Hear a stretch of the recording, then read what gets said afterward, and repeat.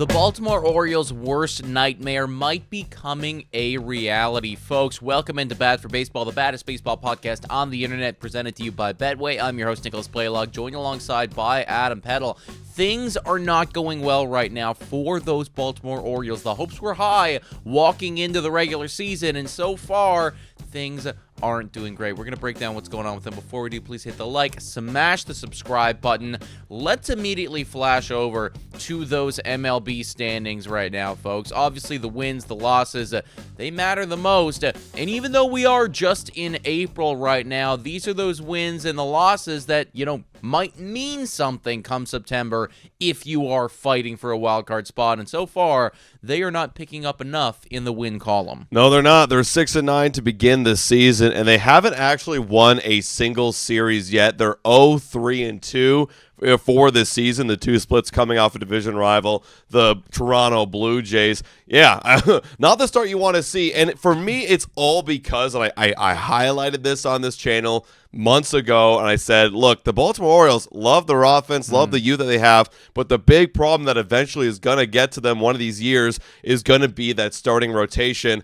When you look at that starting rotation coming into the year, you're thinking, it's kind of weak. There may be some upside, whatever. But as soon as they hit some injuries with that rotation, boom, you start to see the downfall of it. Looking over to their baseball savant right now, right here on this category, starting pitcher stats, in all of baseball, ERA, they're ranked 29th in all of MLB, 30th in WHIP, very good walk per nine, only their third best in all of baseball, but the Ks per nine is last, the hit per nine is last, the homer per nine is 24th in all of baseball. And how the hell is this happening? Well, right now, the rotation that they're running out there is thin, it's weak, it's inexperienced, it is somewhat experienced if you look at the top guy there, but it's not that good. It's not as good as it used to be. They're rolling out Charlie Morton, they're rolling out Dean Kramer, and then following him it's Tomoyoku Sagano, and then Cade Povich, who really isn't a starter. He was more of a reliever turned into a starting pitcher, but that's it.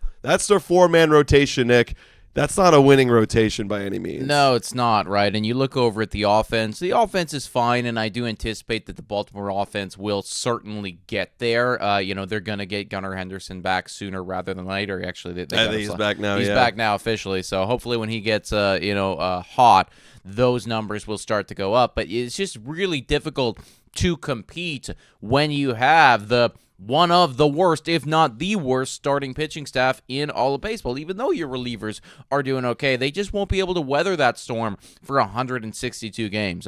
All of this begs the question to me, what the hell were they doing in the offseason, man? That management, that ownership, this goes all the way back to December and January when countless times there were opportunities to go out and to get one of those starters on free agency. We were saying it on this channel that we like their team, but losing Corbin Burnes and not really supplementing that with anything is going to be a problem. Yeah. It's a fucking problem. Yeah, and they offered Corbin Burnes 4-year, $160 million. That came out in the last couple of weeks. So it's like they definitely tried to get him back, but Corbin Burnes was just destined to go and live in Arizona with his family. That's unfortunate. But you had to go find another way. You had to overpay. You had to get somebody. You had to make a trade like they did last year for Corbin Burnes. And they didn't. And you could see right now what's happening because of it. Again, offense can carry only so far, and you were alluding to the offense, and the offense has been kind of just average, I guess you could say, for lack of a better term,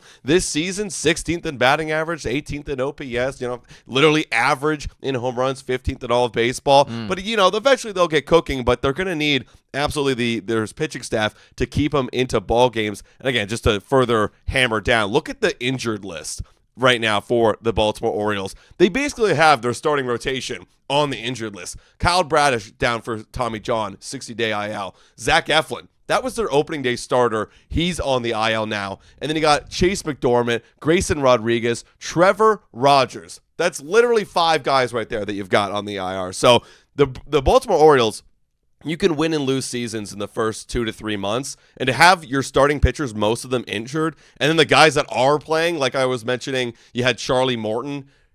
Buddy's got an 8 ERA to begin this season, right, at 8.78, and then Kramer, who is healthy, 8.16. So they're going to need to somehow weather the storm for 2 to 3 months. Hopefully their guys get healthy, up to speed, back to MLB level to pitch competitive ball games, to then give them a chance before the deadline to go make a run of the division. Yeah, this feels like a one of those cases of like a little too late here, guys. I want to say that you can go out and you can make some moves to try to address this. Like maybe you do need to go make some type of flash in the pan type of trade, or any of those like older vet guys who are still available. You go pick them up right now if they don't already have a baseball team. But it just feels like it's a little too late at this point. This is something that needed to be addressed earlier. This is an off-season problem. We're in the regular season right now, and what everybody was fearing over there is happening. So I just don't know how they are going to be able to weather this storm when you're looking at a division like the AL East and the Toronto Blue Jays, who they have, admittedly split 2 series with. They're doing okay right now, better than people expected. The Yankees are still going to be the Yankees. The Tampa Bay Rays are just a thorn in everyone's ass and, have won 7 games. I don't expect them to be anything special, but, they're going to be a problem nonetheless. And Boston is going to figure it out. They are going to be a good baseball team. I am sure of it. So just looking at the competition right now that Baltimore has to deal with, I just find it so hard to believe that there is any route for them to get back into this with a pitching staff that just is not MLB caliber. Yeah, and you have a lot of Oriole fans right now that are screaming and they want their new ownership and their new front office gone, already, and it's year 2 into that regime. Well, if I'm an Oriole fan, I want them gone too. I mean, what are we doing here? Listen, maybe that's an overreaction, maybe not. I do believe that something needed to be done about this issue, and obviously that just never happened. You have the prospect capital still to have been, and that's the thing. Make a trade. Yeah, okay, you don't want to give Corbin Burns all his money. All right, fine, I get it. You'd have to overpay like crazy, whatever.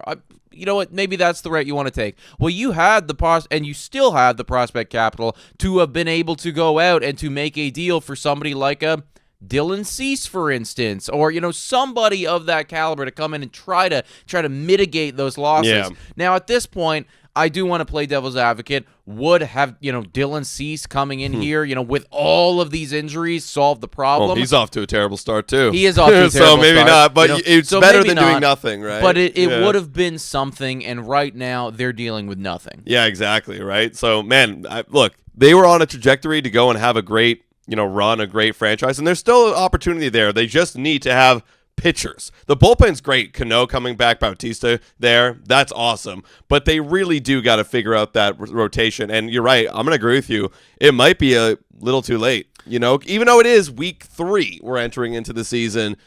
Where does it get better from here? Exactly. Where does it get better from here? This is the shit that's going to snowball. You're going to have to overwork some of that pen. If any of these other starting pitchers that you currently have, if they go on to get injured, you're just so already dead in the water. Really, the only way that Baltimore can hope and pray to get through this is that, one, the current guys that they do have are going to need to step up in a major way. Yeah. They're probably going to need to find somebody on their AAA team, whether it be a prospect or just someone, bring him up, and then pray to God that he can then go on and have some type of, something happen at the MLB level. And then on top of all of that, they may need to go out and make some type of early trade. It doesn't need to be a crazy blockbuster deal because you're not going to get a blockbuster deal across the finish line right now, but just something for somebody somewhere to try to eat some innings. That's what it has to be, because it's a lot of wishful thinking and thinking okay, this AAA guy is going to come up and save our season right now. You know what I mean? Look, you got I think that's what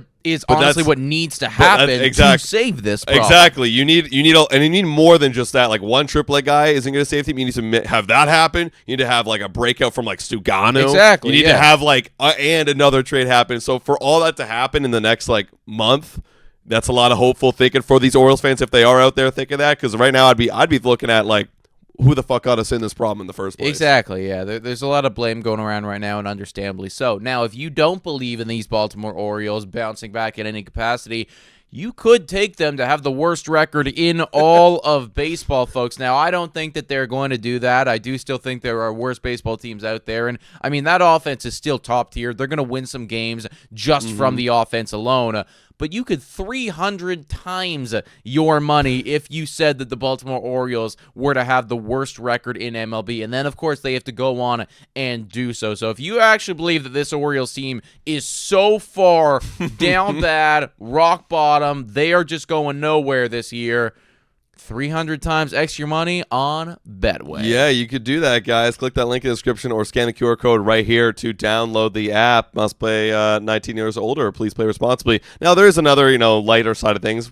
When they get guys back, maybe by May or June, those guys start playing well. And then we're not talking about this anymore. The starting pitchers I'm talking about on the IR. So if that happens, hey, we could be talking about a completely different Oriole team right now. There's light at the end of the tunnel, but it's going to be trying to make it to that point at this and not dig themselves so deep into a hole. Look, we've seen it happen before. I mean, Detroit had a 0.2% chance to make it to the playoffs last year. Yeah, and then they made did it it. to the playoffs. And they did so it. It's not impossible, but it is going to be tough. Folks, let us know your thoughts about all this in the comments down below. Please hit that like, smash the subscribe button, everybody, if you enjoy baseball content, and we will catch you in the next one. Cheers.